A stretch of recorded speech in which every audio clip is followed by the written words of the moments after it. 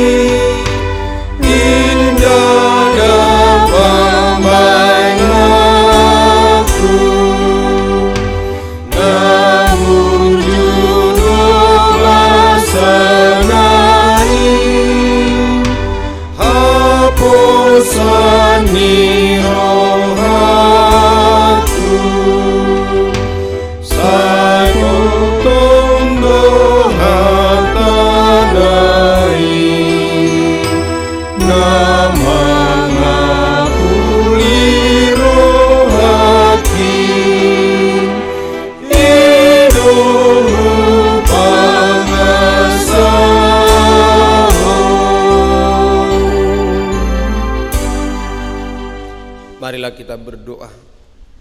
Ya Allah Tuhan kami, sungguh menyenangkan hidup bersama-sama dengan terang firman Tuhan. Karena firman Tuhan akan menuntun kami di dalam perjalanan hidup kami. Ajarkanlah Tuhan firman dan ketetapan-Mu di dalam hati dan pikiran kami. Sehingga hidup kami penuh dengan buah-buah iman dan buah-buah roh yang menyenangkan hati Tuhan. Biarlah Tuhan di dalam menghadapi apapun, guru kami yang terbaik adalah firman-Mu. Biarlah kami dengar-dengaran kepada firman Tuhan dan kami pedomani dalam kehidupan yang penuh dengan tantangan dan ujian serta cobaan ini. Dan pada akhirnya Tuhan, Engkau memenangkan kami, karena firman Tuhan itu akan menjadi suluh dan tongkat di dalam kehidupan kami. Berkati juga Tuhan setiap harapan dan kerinduan hati kami. Di dalam kemahakuasaan Tuhan, kami percaya bahwa dalam hidup ini kami tidak akan kekurangan apapun, karena Engkau mau dan akan menyerahkan apa yang perlu dalam kehidupan kami. Amin. Anugerah Tuhan kita Yesus Kristus, kasih setia Allah Bapa, dan persekutuan Roh Kudus kiranya menyertai kamu sekalian. Amin. Shalom, selamat pagi, selamat berakhir pekan. Salam sehat.